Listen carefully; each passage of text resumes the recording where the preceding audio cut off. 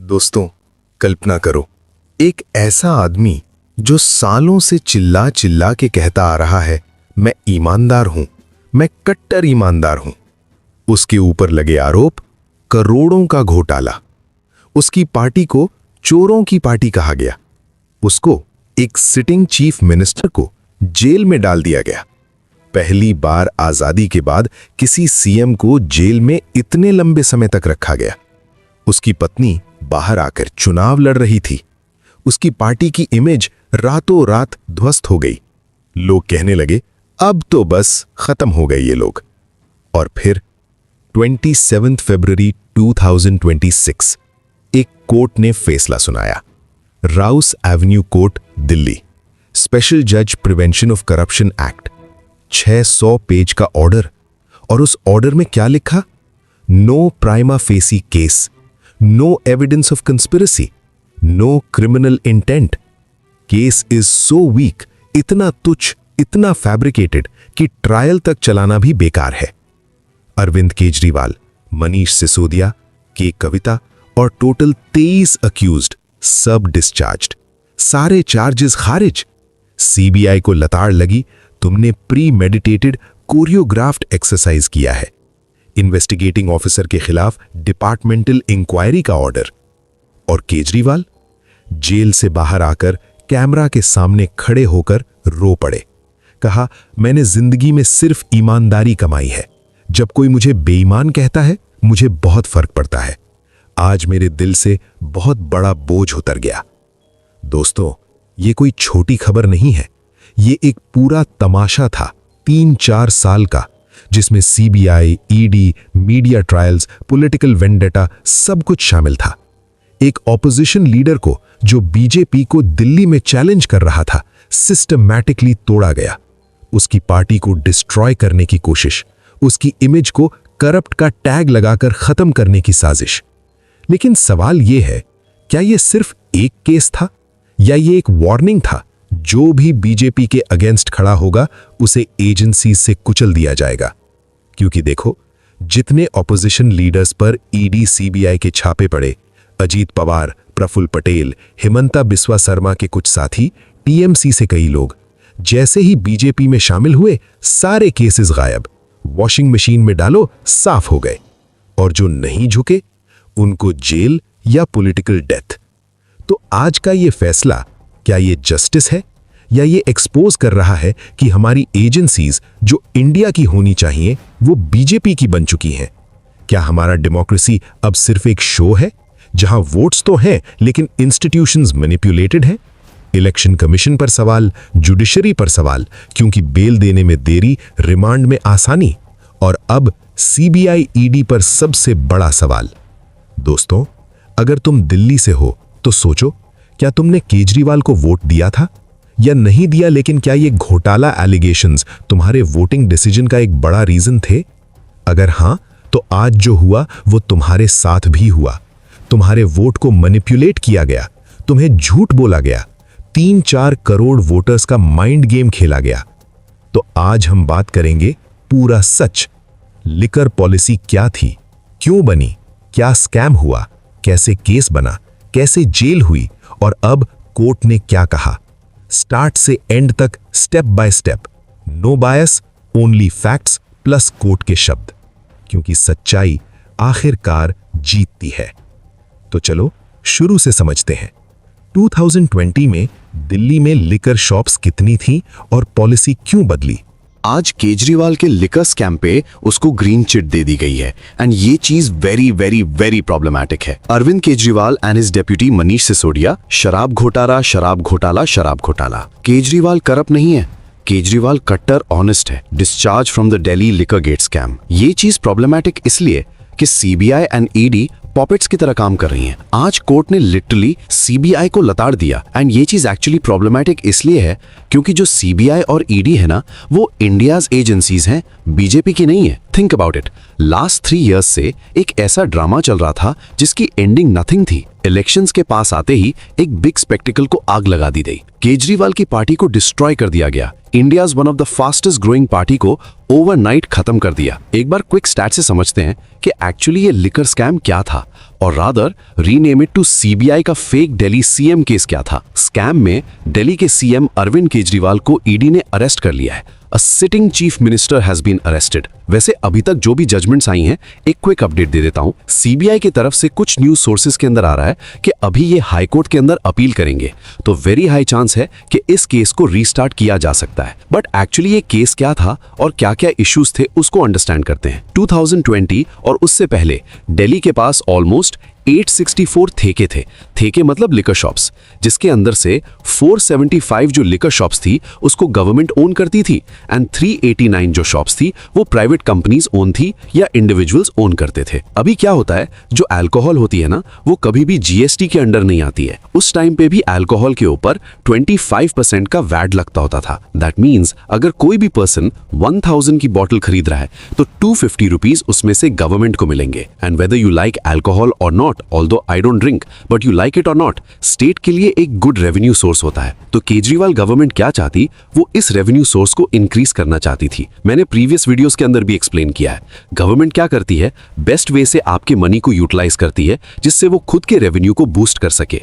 जो मनी आएगा वो आपके ऊपर स्पेंड करेगी। तो इनका एजेंडा था कि वो खुद के रेवेन्यू को इंक्रीज करे एंड उसके लिए वो न्यू पॉलिसीज लाना चाहते थे। तो वो पॉलिसीज को इंप्लीमेंट करने के लिए इन्होंने 4 सितंबर को एक एक्सपर्ट कमेटी बनाई एंड उनको बोला कि यार इसके लिए कोई सोल्यूशन लेके आओ। एंड 13 अक्टूबर 2020 को एक्सपर्ट कमेटी ने एक रिपोर्ट प्रेजेंट करी जिसको 5 फरवरी 2021 को दिल्ली के कैबिनेट के अंदर दे दिया। अभी उसके अंदर अल्कोहल को बेचने से लेके सोर्सिंग तक के ऑल रूल्स को स्लाइटली ट्वीक किया गया था। थोड़े से रूल चेंजेस बता देता हूं। जैसे उन्होंने नोटिस किया था कि भैया जो दिल्ली के अंदर गवर्नमेंट ठेके होते हैं ना वो खोपचा टाइप की शॉप्स होती है। उसके अंदर कोई भी पर्सन अल्कोहल खरीदने जाता है तो उसका एक्सपीरियंस अच्छा नहीं होता, बिकॉज शॉप भी अच्छी नहीं है, गुड एरियाज के अंदर भी ऑपरेट नहीं कर रहे होते ये लोग एंड स्टाफ वगैरह भी प्रॉपरली ऑपरेट नहीं कर रहा होता। तो दिल्ली गवर्नमेंट ने एक डिसीजन लिया कि गवर्नमेंट अल्कोहल ठेके ओन नहीं करेगी, ऑल ठेके को प्राइवेट कंपनीज को दे दिया जाएगा। अभी कोई भी प्राइवेट कंपनी को कैसे ठेका दिया जाता है, उनको लाइसेंस इशू किया जाता है। पहले जो लाइसेंस इशू करने की कॉस्ट थी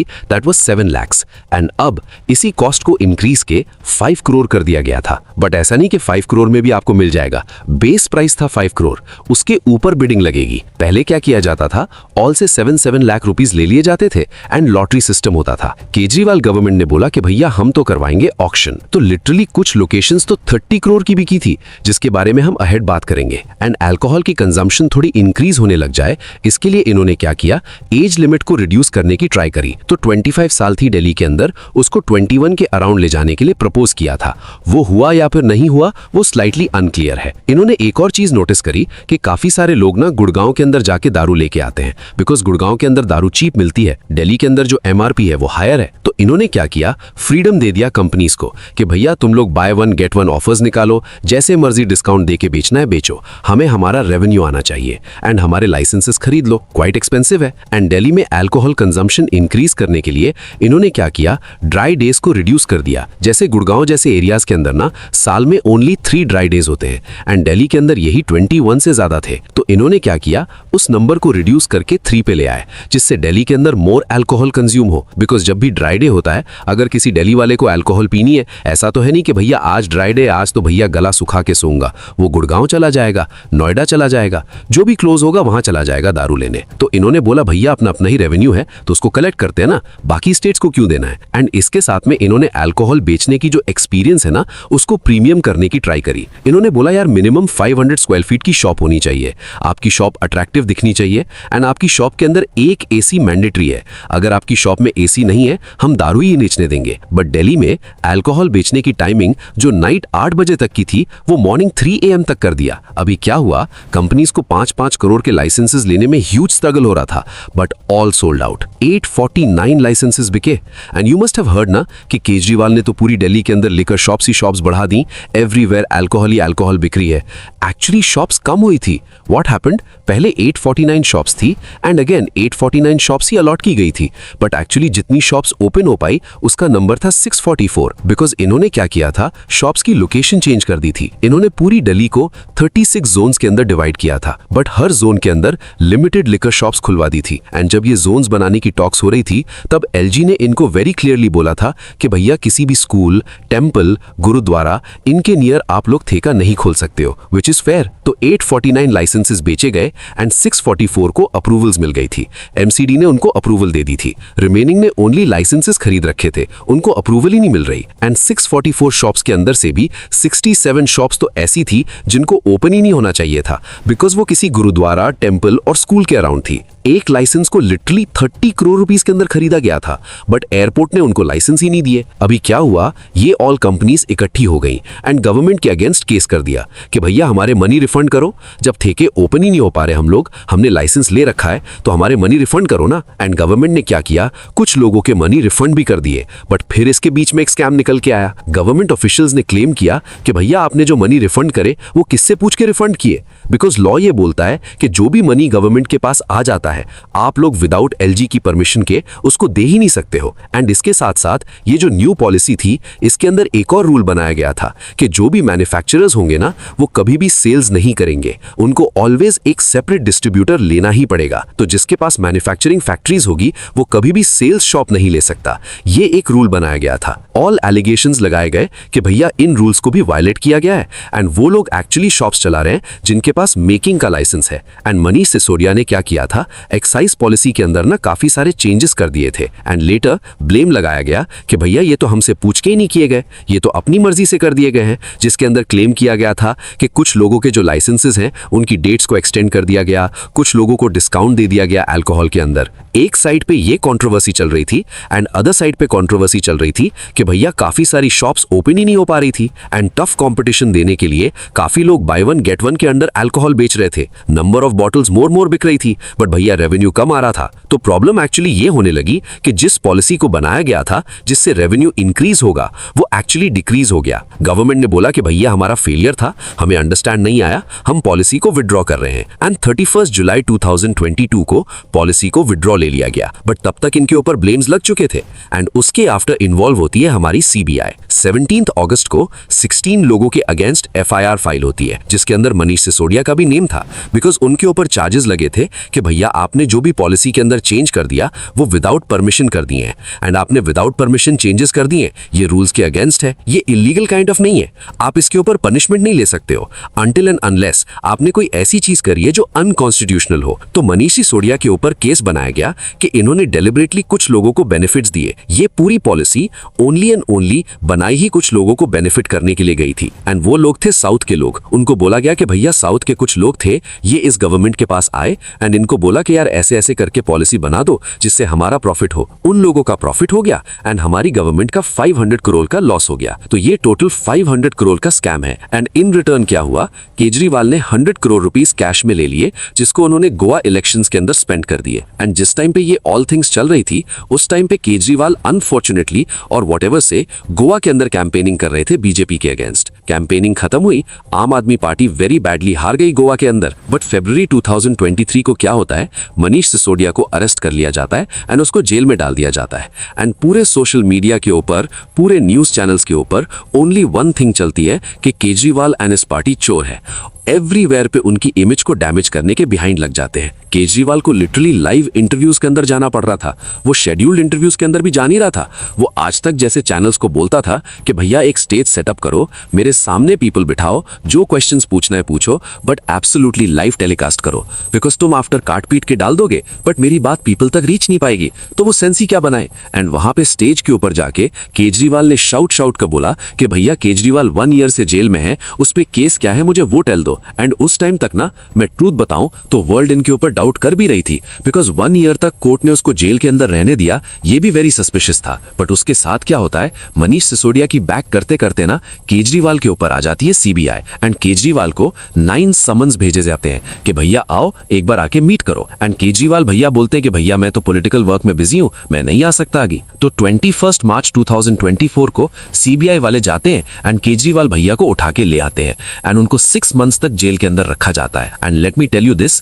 कि भैया ये फर्स्ट सिटिंग सीएम को जेल में डाला गया था।